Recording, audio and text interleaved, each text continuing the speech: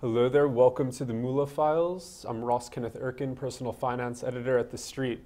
Today I'm joined by Greg Veis, executive editor at The New Republic. Thanks for being here. Thanks for having me. Pleasure. I want to discuss with you this Slyer Than Fox piece that Rebecca Dana has on the newest issue of The New Republic. Yes, our new cover story. It profiles kind of the trajectory of MSNBC from a humble, low viewership station to second in command of the media. Yeah, it's one of those things. You forget just how moribund the place was in its early years. In 1996, it only had 20,000 or so primetime viewers, compared to at the time CNN had something like 600,000. Right. And then 5 years into its go, you know, the head of Microsoft at the time, Steve Ballmer, was like, if we had the chance, we would have never done this. We've lost $420 million. This is a disaster. And it took them a good 10, 12 years to actually like figure out what they were doing and identity. They were kind of like weak brew CNN for a long time, you know.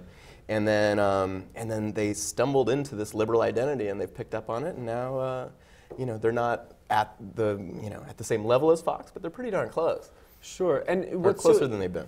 Absolutely. What's interesting to me is that they had that $420 million sunk cost to start the station, and then, you know, compare it to Fox, which is taking in $1.6 billion revenue. That's 2011 numbers. Mm-hmm. It's almost David versus Goliath in terms of the financials. Oh, sure. Although, you know, in 2011, MSNBC was, you know, made a pretty good profit as well. It took them, you know, there's a lot of time in between there. Mm-hmm.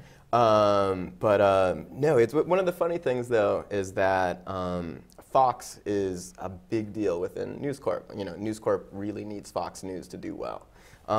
Within Comcast now, although GE owned it back when you were talking, within Comcast now, MSNBC is pretty close to a rounding error. It doesn't matter quite as much how they do. Obviously, they want them to do very well. Obviously, right. MSNBC needs to thrive for it to continue. It's not. To the bottom line, it's not as big of a deal. Absolutely. You could say it's almost a rounding error. Whatever. You can, whatever term you want to use. I'll use that term. I would love you to use that term. So I want to talk about TNR in general. Yeah. You know, this is the cover story this week, but you're really launching, since Chris Hughes took over, a redesign of the magazine. You're trying to really up the subscription numbers. Would you say that you're focused more on the subscription base or advertisers at this point? We want everything to go well, right? You know, we're a 99-year-old product. It's a magazine with a terribly rich history, and we want to do something new with it. We want people to, you know, as many people as possible to read it. And that means that, you know, in time, we like the book to be as thick as possible and just be filled with Prada ads, which we really haven't had that much success with. It's a political magazine. It's a political magazine where political magazines don't have a rich history of being rich.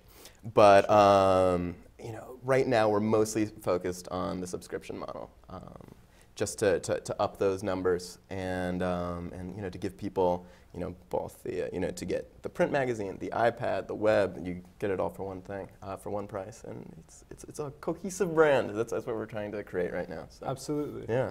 Well, check out this piece this week. It's Rebecca Dana, Slyer Than Fox. And I'm happy to be joined by Greg Veis, executive editor at The New Republic. Thanks so much for having me. This has been the Moola Files.